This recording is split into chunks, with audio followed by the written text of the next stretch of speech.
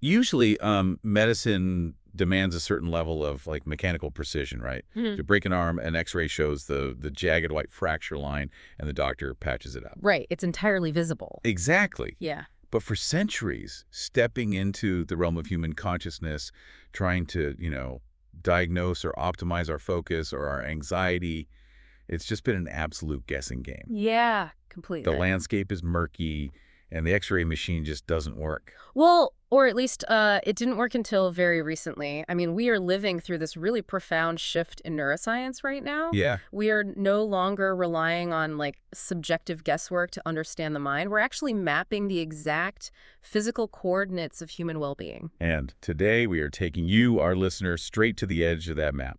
Welcome to today's deep dive. We're looking at this wild intersection of ancient contemplative practice and cutting-edge brain stimulation. It really is wild. Right, so we're pulling from two major sources. First, a foundational 2008 paper on how meditation regulates attention.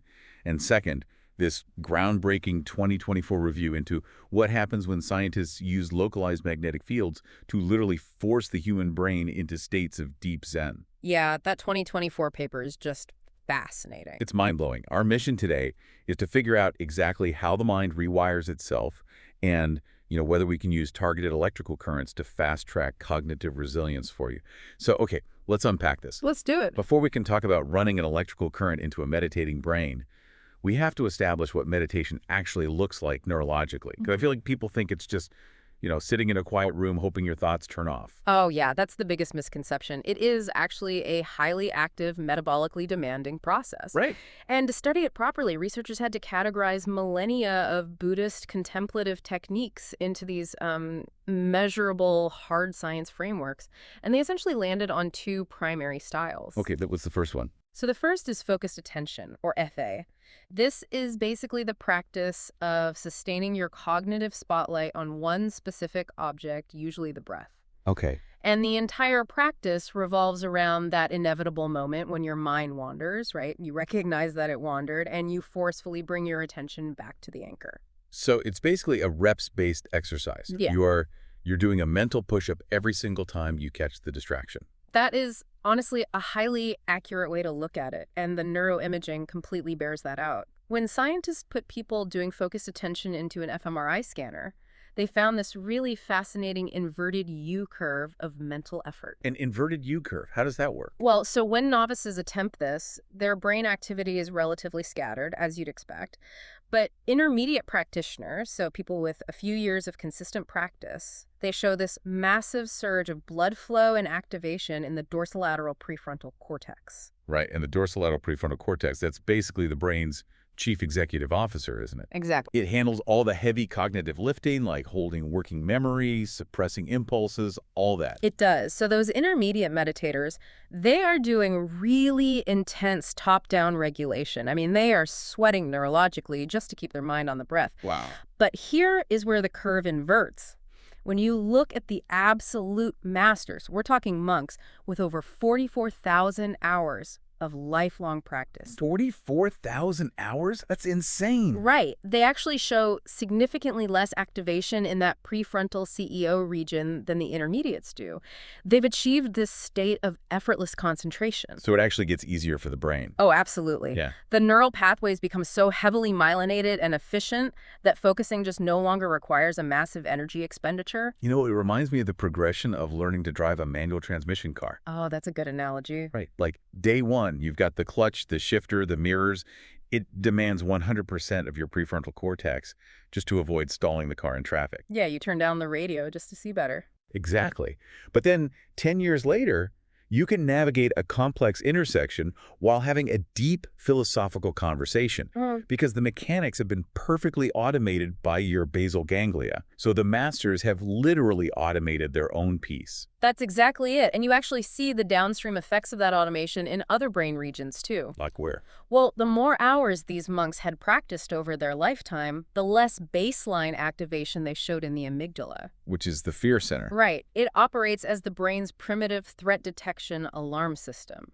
So, with practice, the alarm bell simply gets decoupled from the cognitive effort of focusing. And this level of automated focus, I mean, it leads to some behavioral capabilities that almost look like magic, like that binocular rivalry test from the Theta. Oh, the binocular rivalry test is so cool. It really is. So for you listening, in a normal human brain, if I show your left eye an image of a house and your right eye an image of a face at the exact same time, your visual cortex cannot process both. Right, it just glitches. Yeah, it glitches. Yeah. Your conscious perception will flip wildly back and forth between the house and the face. You literally can't decide what you're seeing. Yeah. But expert Tibetan monks doing focused attention can literally hold a stable, single image in their conscious perception for vastly longer periods than normal people. Yeah, it's wild. Their top-down executive control becomes so muscular that it can literally override bottom-up sensory processing. It's just incredible. It demonstrates that how we perceive basic visual reality is entirely malleable. But, as impressive as focused attention is, it's really only half the picture. Right. There was the second style. Yes. The second categorized style is open monitoring, or OM. Okay, how is that different? Well, here, there is no anchor. There's no breath to focus on, no visual point. The practitioner's goal is to non-reactively monitor the content of their experience from millisecond to millisecond. So you just sit there. You observe a thought or a sensation arise, you acknowledge its presence, and then you just let it dissolve without latching onto it. See, I always struggle with the mechanics of open monitoring. Because if the explicit instruction is to just observe thoughts without focusing on anything, how is that functionally different from just letting your mind wander? A lot of people ask that. I mean, it sounds indistinguishable from daydreaming to me. I get that, but the crucial difference actually lies in the neurological allocation of resources. It's the exact opposite of daydreaming. Really? Yeah, daydreaming is a state of cognitive capture, right? A thought arises, and it hooks your attention, and it pulls you down this whole narrative rabbit hole. Open monitoring is the trained capacity to experience the thought without being hooked by it. Oh, interesting. And we can actually measure this disengagement by looking at an electrical brain signature called the P3B potential. The P3B, wait, that's the brain surprise signal, isn't it? Yes, exactly. It's that spike of electrical activity that happens when the brain updates its mental model to include a new, distracting piece of information. Right. It is the measurable cost of paying attention to a distraction. And researchers put participants through 3 months of intense open monitoring training and found that their P3B response to distracting stimuli was significantly blunted compared to novices. Okay, so they reacted less to distractions. Exactly. When a novice sees a distraction, their brain throws a massive amount of neural currency at it, which basically causes a processing bottleneck. But because the open monitoring practitioners spent a fraction of the energy getting stuck on that first distraction, they retained the cognitive bandwidth to process a rapid, continuous stream of visual information without missing a beat. So the goal isn't to empty the mind at all. The goal is just to stop overpaying for every passing thought. That's a great way to put it. Well, so if we know that these practices physically alter the brain's energy budget, we kind of need to map exactly where that energy is flowing, right? Right, and we can break the flow of that energy down into 3 large-scale intrinsic brain networks. Okay, let's break them down. The first is the default mode network, or the DMN. This network relies really heavily on the medial prefrontal cortex and the posterior cingulate cortex. Okay. You can basically think of the DMN as the brain's internal echo chamber. It powers mental time travel, ruminating on past regrets, projecting future anxieties. Oh, so it's that constant self-referential me thinking. Yes, the voice in your head that never stops talking about you. Got it. And the foundational premise of almost all neurocontemplative research is that meditation consistently turns down the volume of that default mode network. Exactly. But the DMN can't just shut off in a vacuum, right? Something else has to take the wheel. Right. Nature abhors a vacuum. Which brings us to the second network, the frontoparietal network, or FPN. This is the executive control web we touched on earlier. It anchors you to the present moment, allowing you to interact with your immediate environment and stay on a defined task. Okay, so if the DMN is our internal anxiety simulator and the FPN is our present moment anchor, What actually decides which of those two networks gets the brain's processing power at any given second? Oh, that's the arbiter, the salience network. The salience network. Right. This third network relies on deep structural hubs, specifically the insula and the anterior cingulate cortex, or ACC. The insula is constantly monitoring your internal bodily states, like your heart rate, your gut sensations, and it flags incoming stimuli as salient or important. So it's like a switchboard. Yes, a literal switchboard. Huh. Once the insula flags something, it signals the ACC, which acts as a physical track switch. It disengages the wandering default mode network and shunts power into the focused frontoparietal network so you can deal with the present reality. See, I see a paradox here, though. Oh. Yeah, if the ultimate goal of a meditation practice is, profound relaxation and equanimity, why does long-term practice result in heightened baseline activity in the salience network? Like, upgrading your brain's threat detection switchboard sounds like a recipe for hypervigilance. Doesn't activating all that sound like hard work? Well, early in training, it is hard work. It's very top-down. And it sounds counterintuitive until you factor in network synchronization over time. Okay, explain that. In an untrained brain, a hyperactive salience network often does mean anxiety because the switchboard is just slamming the alarm for every minor stressor, right? Flooding the body with cortisol. Right. Panic mode. But in a highly trained meditator, a robust salience network represents this state of embodied cognition. The switchboard becomes incredibly efficient at processing emotional or distracting events without letting them derail the whole system. Oh, I see. It processes the anomaly, recognizes it isn't an existential threat, and just seamlessly drops it without triggering a systemic stress cascade. Okay, here's where it gets really interesting. Because we've now mapped the exact neural coordinates of these Zen states, right? We know the structures, we know the networks, and we know the rhythms, the theta, alpha, and gamma brainwaves that correlate with them. Yeah. But just observing a beautifully synchronized salience network on a screen only tells us that the state exists. It doesn't prove how to build it. Exactly. And this is where the science takes a very sharp turn into the future. Yeah. Because researchers realize they didn't have to just passively observe these waves anymore. They could artificially inject energy into the system to recreate them. Which is wild. It is. This is the rapidly accelerating field of non-invasive brain stimulation, or NBS. The goal here is to move beyond the correlational data of an fMRI. Right, because an fMRI just shows us, like, oh, the prefrontal cortex lights up when someone feels peaceful. Exactly. But we need to know if that brain region is actually causing the peace, or if it's just a byproduct of it. So to prove causality, we have to perturb the system. We have to create what the paper calls a virtual lesion. Like, if I stimulate this exact fold of brain tissue, does it force the subjective feeling of focus to emerge? Yes. And to test that, researchers utilize two primary technologies. Let's not get bogged down in dense physics, but Yeah, keep it simple for us. the first is transcranial magnetic stimulation, or TMS. This basically relies on Faraday's principle. A clinician holds a specialized magnetic coil against your skull and fires a highly concentrated, really brief magnetic pulse And that goes right through the bone. right through the skull without any resistance. And once it hits the conductive tissue of the brain beneath, it induces a secondary electrical current. That localized current literally forces a specific population of neurons to fire on command. That's a completely non-invasive way to reach in and just pluck a specific neural cord. Exactly. Okay, so that's the Magnus. What's the second technology? The second is transcranial electrical stimulation, specifically TDCS. This is a much milder, continuous approach. You basically place sponge electrodes on the scalp and run a very weak electrical current between them. Like attaching a battery to your head. Sort of, but you aren't forcing neurons to fire outright. Instead, if you place the anode electrode over a brain region, you make the resting membrane potential of those neurons more positive. You bring them closer to their firing threshold. You prime them to be more excitable. Okay, so turning up the volume. Right. And conversely, placing the cathode electrode over an area makes the neurons more negative, hyperpolarizing them, and basically quieting that region down. It's like debugging a computer program or jump-starting a car battery. Instead of just lifting weights and waiting for the muscle to grow, which is traditional meditation, we're attaching an electrical node to force the muscle to twitch to see exactly what it connects to. That's a brilliant way to phrase it. Okay, so we have the ancient mental software, and we have the modern hardware to jumpstart it. What actually happens when you hook a meditator up to these machines? The clinical outcomes are just stunning.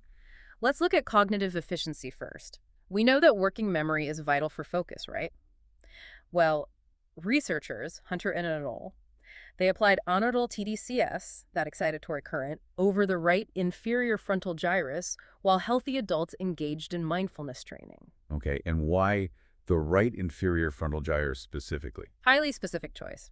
It is a critical hub for inhibitory control, the ability to stop an inappropriate or distracting response. Ah, By artificially boosting that hub during meditation, the participants demonstrated significantly enhanced working memory. and the EEG readings showed that this was driven by an increase in parietal theta waves, didn't they? They did. Because theta rhythms are the literal carrier waves for memory consolidation. So the stimulation acted as an amplifier for the brain's natural neural efficiency. Exactly. But, working memory is just a cognitive function. What happens when we target deep emotional pathology like clinical anxiety? Well, there was a fascinating study by Nishida et al. That tested this. They combined a treadmill walking-focused mindfulness with prefrontal TDCS stimulation. And what happened? The results showed a profound reduction in anxiety that lasted for a full week after the session. Wow, a whole week from one session. Yeah, but the neurological mechanism is what makes this truly groundbreaking.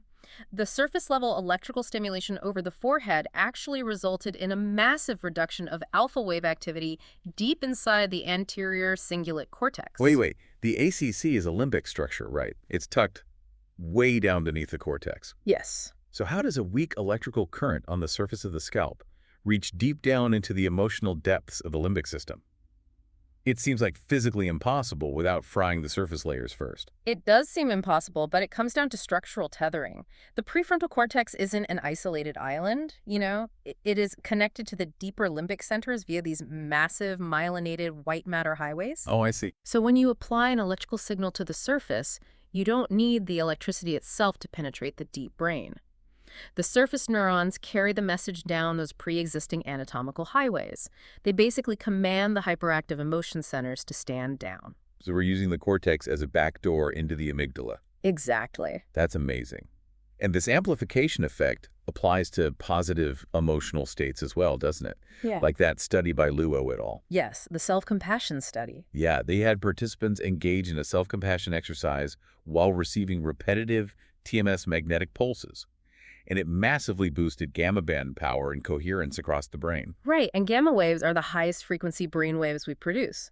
They emerge when disparate areas of the brain synchronize to bind information into a single conscious experience. And by physically forcing that gamma coherence with a machine, the participants reported vastly amplified visceral feelings of self-compassion compared to a sham placebo group. They did. The machine literally manufactured the emotional depth. Which naturally invites a pretty significant philosophical critique. Oh, absolutely, because, are we just building a technological shortcut for people who are too impatient to sit on a cushion for 10,000 hours? Is it cheating at meditation? I get why people ask that, but I have to respectfully push back on the idea of cheating. Okay. For a healthy individual looking to just optimize their workflow, maybe it's a shortcut. But when we look at clinical populations, people suffering from severe depression, age-related cognitive decline, or debilitating addiction, this isn't a shortcut. It's a lifeline. Because their brains are basically stuck. Exactly. Their default mode network is pathologically rigid. It is structurally locked into a loop of rumination. They physically lack the cognitive flexibility to execute the instruction to just focus on the breath. Right. You can't tell someone in a severe depressive episode to just clear their mind. Exactly. So for that population, neuromodulation is scaffolding. It proves that personalized medicine could soon map an individual's unique brain deficits and use targeted currents to momentarily break the pathological loop. We can help them access healing states they literally couldn't reach on their own. Okay, that makes total sense. Yeah. So if we connect this to the bigger picture. Well, while the clinical applications are obviously vital, scientists also wanted to test the absolute extremes of human consciousness, right? Like, what happens when you use this technology not to help a novice, but to probe the brain of someone who has basically mastered reality? Oh, this is my favorite part. The specific line of inquiry birthed a term from the 2008 paper called neurophenomenology. Neurophenomenology. Big word. It is, but it's a radical idea. The premise is that raw neural data, like an EEG or TMS readout, is ultimately kind of hollow without subjective context. So neurophenomenology demands that we combine the hard, objective data of brain stimulation with the subject's first-person subjective descriptions of their inner experience. And they tested this on a 69-year-old Tibetan monk, didn't they? Bodart et al. Yes, a monk with over 60,000 hours of meditation practice. 60,000. Yeah, they placed him in a chair, fired a single pulse of TMS into his cortex, and basically measured how the magnetic echo reverberated through his neural networks while he voluntarily shifted through different states of consciousness. Incredible. So when he entered a state of open presence, which is this highly receptive panoramic awareness, the magnetic pulse created an amplified, vibrant echo that bounced seamlessly across both his frontal and parietal lobes. His brain was fully integrated. Fully. But he could also voluntarily enter a state called self-induced cognitive opacity. Which means minimizing all higher conceptual thought. Right. And when researchers fired the TMS pulse during this state of opacity, the resulting neural echo plummeted in the frontal lobe, the thinking part, while remaining high in the parietal regions. He selectively shut down the reactivity of his own prefrontal cortex just through internal volition. It's astonishing. And then the Gosseries et al. Study pushed it even further. They tested a 56-year-old Mongolian shaman. Yes, she had practiced for 17 years to master entering a deep cognitive trance. And when they fired the TMS magnetic pulse into her frontal lobe, her brain's reactivity spiked aggressively, right? Suggesting intense internal mental imagery. Exactly. And her subjective phenomenological report perfectly matched that. She described experiencing an influx of vivid internal visions exactly when the frontal lobe was stimulated. But when they moved the coil and zapped her parietal lobe, the brain's reactivity flatlined. And the parietal lobe is our special orientation center. Right. It calculates where your body ends and the world begins. So by zapping that, her subjective experience mirrored the physiology. Yeah. She reported feeling completely disconnected from her physical environment. Yes. But, you know, the most fascinating detail from the shaman's trial is the click. Oh, the click. I love this detail. Right. Because the TMS machine is not subtle. When it fires a pulse, it generates this really sharp, loud acoustic click right next to your ear. And normally, a loud click next to your head triggers a massive startle response. The amygdala fires, your salience network demands attention. But during her trance, when they stimulated her frontal lobe, she exhibited zero startle response. Yes. None. The click didn't pull her out of the meditation at all. Instead, her integrated state of consciousness absorbed the sound, and she subjectively interpreted the loud machine click as a feeling of harmony restoration. Her trance state completely integrated the sound. It's exactly like pinging a deep-sea submarine with active sonar. The acoustic wave travels to the water, hits the hull, and the sound that bounces back tells you the exact density, shape, and reality of the water, or in this case, the state of consciousness, at that precise millisecond. That is a perfect analogy. So what does this all mean for you, listening right now? We've traveled from monks finding effortless concentration by quieting their default mode networks, to scientists proving that applying magnetic fields to your prefrontal cortex can literally increase your capacity for self-compassion. For you, the curious learner, this proves that focus, resilience, and emotional balance are not fixed traits. No, not at all. They are highly trainable skills, and science is building the ultimate map to help you optimize them. Because it proves plasticity. Our brains can structurally change. And honestly, by measuring how a brain reacts to a TMS pulse, scientists might soon be able to measure your individual resilience to stress before a stressful event even happens. It's proactive. The future of brain resilience. But I want to leave you with a final thought to mull over, building on the paper's brief mention of closed-loop neuromodulation systems. Oh, this is the provocative part. Right, because if we eventually perfect a wearable, closed-loop